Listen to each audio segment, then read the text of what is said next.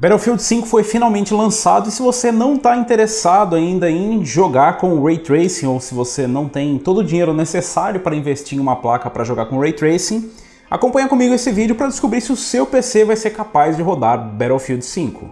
A Deepcool amplia sua linha de water coolers com o novo Castel RGB, a opção de performance e design compatível com as principais tecnologias de controle RGB disponíveis no mercado.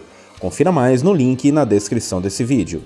Bom galera, eu testei aqui o Battlefield 5 em tantos setups quanto foi possível testar graças à excelente ideia que a DICE teve de limitar a quantidade de setups que você pode mexer. Então, se você fizer muita alteração de hardware no seu computador, a DICE vai lá e simplesmente bloqueia o seu Battlefield e você não consegue trazer testes. Isso aí pode ser uma brilhante ideia para DRM ou para qualquer coisa do tipo, mas se você manda uma chave de imprensa, eu imagino que a imprensa possa querer testar em vários setups, principalmente se for especializado. Mas a DICE e a EA ali, né, em toda a sua sabedoria, resolveram limitar isso. Não tem problema, a gente faz os testes aqui possíveis. Bom galera, eu testei com os setups que estão montados aqui no momento, alguns que vocês já conhecem. Um deles é o Threadripper que está aqui atrás de mim, o Threadripper 1950X com 16 cores, 32 threads. Depois eu testei também com o Ryzen 5 2600, que nós montamos ali no H200i com a GTX 1070 Ti. E por último eu testei no Ryzen 5 2600X com a GTX 1060. Com a GTX 1060 e o 2600X eu também fiz uma outra configuração que é um pouquinho mais para PC de entrada com 4 cores e 8 threads, tá? Então eu não consegui fazer a configuração ali de 4 cores e 4 threads, mas a de 4 cores e 8 threads eu consegui trazer para vocês, que simula ali mais ou menos um Ryzen 5 1500X, um pouquinho acima de um 1400 ou de um 2400G.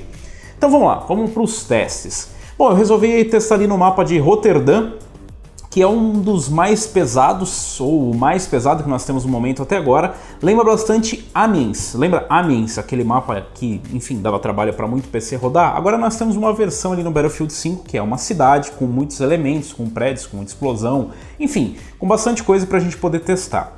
Ali em Rotterdam eu testei no Low e no Ultra. Eu testei na configuração mínima e na configuração do Ultra. Então ali a única coisa que eu tirei foi o Film Grain, porque me dá dor de cabeça esse efeito. Então eu acabei tirando ali e isso vai ter pequeno impacto ali no seu desempenho. Tem gente que nem gosta de usar essas configurações avançadas ou as básicas aí ligadas. Eu, pessoalmente, isso me dá uma certa dor de cabeça, aquele granulado ali na imagem. Eu acho que fica mais limpo. Mas passando ali para os testes. Eu vou começar aqui de cima da tabela para baixo. Então primeiro com o Threadripper. Eu fiz o teste ali para ver como que ele funcionaria, né, num sistema com vários núcleos e no sistema high-end, tá? Então a gente sabe que o Threadripper, claro, não é um setup para rodar jogos, mas ele também roda jogos. Eu comecei pela configuração normal, como se eu estivesse utilizando ele em estoque em 3.7 GHz. E, enfim, tudo estoque, né? Só memória em 3200 MHz. A configuração do Threadripper está com 32 GB de memória, 3200 da XPG, que tem RGB, que dá mais FPS também. Brincadeira, não precisa pôr essa parte, todo mundo sabe que dá mais FPS. E claro, tá sobrando memória, mas, de novo, é um setup high-end. Ali pra gente colocar no melhor cenário possível, com bastante memória RAM, e eu testei na resolução 2.5K. A placa de vídeo que eu escolhi é a GTX 1080 Ti, modelo Founders Edition de referência. Então, o seu modelo da 1080 Ti vai ter um desempenho igual ou superior, considerando que o boost dele vai ser um pouco maior do que o que nós temos aqui. Bom, vamos lá. Começando os testes ali no Ultra. No Ultra, a configuração com a GTX 1080 Ti deu para levar tranquilamente ali num mapa que é bastante pesado. É um mapa que eu diria que é mais GPU bound, principalmente em 2.5K. A utilização de memória RAM foi bem alta ali no Ultra, a gente vê ali algo na casa dos 10 GB sendo alocados ali pelo sistema, né? Enquanto a gente roda o jogo. Eu não estava com nada em background, exceto todas aquelas porcarias que tem no teu Windows também. Então nada de diferente, nenhuma aba do Chrome nem nada do tipo. E o jogo rodou ali na casa dos 90 FPS. Eu considerei que foi um bom desempenho, já que o CPU, né, ou o setup, conseguiu empurrar ali com o uso de GPU praticamente sempre na casa dos 98%. O FPS oscila ali na casa dos 90 e 100 FPS, é bem tranquilo, não senti nenhuma queda, nenhuma travada, nada do tipo, algo que eu realmente imaginaria que poderia acontecer com um setup com muitos núcleos. Você vê que ali a utilização de núcleos fica ali por conta mais ou menos dos 8 cores e 16 threads, mais ou menos o que consumiria num Ryzen 7 1700, 1700X, 1800X, 2700, 2700X, enfim, um CPU com 8 cores e 16 threads da AMD. Eu testei também numa configuração diferente. O Threadripper ele tem um modo de memória onde ele é distribuído ou ele é local, ou seja, onde os dois CCX acessam a memória, onde apenas um, o que diminui a latência e também poderia melhorar o desempenho. Como eu disse para vocês, como é uma situação que não tem ali muita diferença, né, acabou ficando basicamente o mesmo desempenho. Eu testei ainda com o modo local e com overclock para 4 GHz em todos os núcleos. O desempenho teve uma pequena melhora, mas como eu disse para vocês, apenas em momentos onde o CPU faltava. Por isso eu fiz testes também no mínimo. No mínimo, a situação não foi muito diferente. Nós conseguimos uma média ali, tanto no local quanto distribuído em estoque, algo em torno ali dos 120 FPS, e com overclock para 4 GHz a gente consegue uma média um pouquinho mais alta. Você vê ali em alguns momentos, bate até 150, 140 FPS, mas eu diria que a média fica uns 130 FPS no mínimo. Isso aí seria mais ou menos o limite que você consegue com o Threadripper. Daria para você conseguir um pouquinho mais de overclock se o meu setup segurasse um pouquinho mais de overclock, mas aí precisa de uma refrigeração um pouquinho mais parruda. E também teria uma outra opção que eu poderia utilizar, que é o modo Gaming, que basicamente ele transforma o seu Threadripper 1950X em um Ryzen 7 1800X. E aí você me fala, mas que coisa idiota, para que eu vou querer um CPU de 16 cores para cortar ele no meio? Bom, basicamente porque, como eu disse para vocês, tem o acesso da memória que é local e também teríamos apenas um CCX funcionando. Então isso melhoraria ali para alguns jogos o acesso, né? Ficaria uma coisa mais fácil para o jogo trabalhar com o seu CPU. Mas acontece que tem um probleminha, o Battlefield 5 simplesmente não está rodando com esse modo game. Eu não sei se é um problema específico do meu setup ou se é um problema com o Threadripper em si. Como eu não tenho outro Threadripper para testar aqui, testa no seu. O outro setup que eu testei depois foi com o Ryzen 5 2600. O Ryzen 5 2600 está ali com 16 GB de memória em 3000 MHz e uma GTX 1070 Ti também Founders Edition. Vocês vão acompanhar as estatísticas em todos os testes, como vocês viram ali no Threadripper, e também tem ali as temperaturas. Lembrando, no setup lá eu falei para vocês que eu ia mostrar como seria o desempenho do MA 620p dentro do H200i, ali não cabe praticamente nada, e a GTX 1070 Ti. Todo mundo fechadinho ali dentro e rodando com overclock. Eu estou rodando a 4 GHz o Ryzen 5 2600, que é o que eu imagino que grande parte das pessoas vão acabar fazendo com o Ryzen 5 2600. Bom, eu testei no mesmo mapa, em Roterdã. Eu testei ali no Ultra e no mínimo. Começando pelo Ultra, a média ali com a GTX 1070 Ti ficou ali na casa dos 80, 90 FPS também. E aí você fala, pô, mas a mesma média da GTX 1080 Ti, mas a 1080 Ti estava rodando em 2.5K, lembra? 2560 por 1440. O teste aqui foi 1080p. Eu já mostrei esse setup aqui, já mostrei inclusive um setup com 2600X que fica basicamente a mesma coisa.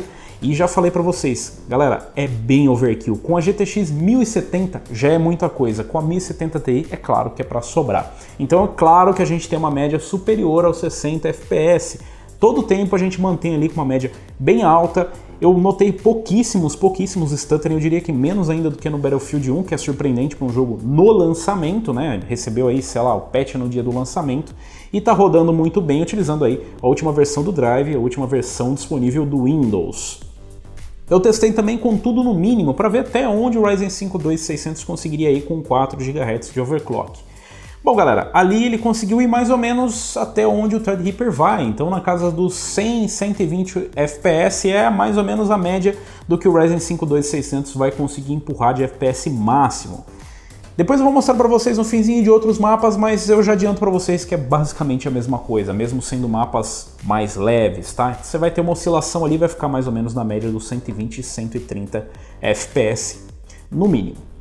Então, passando ali para o Ryzen 5 2600X. Então, o 2600X vai trabalhar ali com um boost praticamente no clock que nós temos o 2600. Vai trabalhar na casa dos 4 GHz em todos os núcleos sem precisar fazer overclock. Esse está rodando em estoque, inclusive com o Cooler Box na minha bancada aqui. E está rodando com 8 GB de memória da Team Group. Então, 3000 MHz, 8 GB, mais ou menos aí dentro do que a galera está montando o setup agora. Bom, com o Ryzen 5 2600X e a GTX 1060 eu consegui uma média ali na casa dos 60 a 70 FPS. Alguns momentos eu notei algumas quedas para baixo de 60 FPS, para casa de 55, bem esporádicas mesmo, foi difícil notar, apenas em alguns momentos no mapa ali, quando acontece muita coisa, tem umas quedinhas.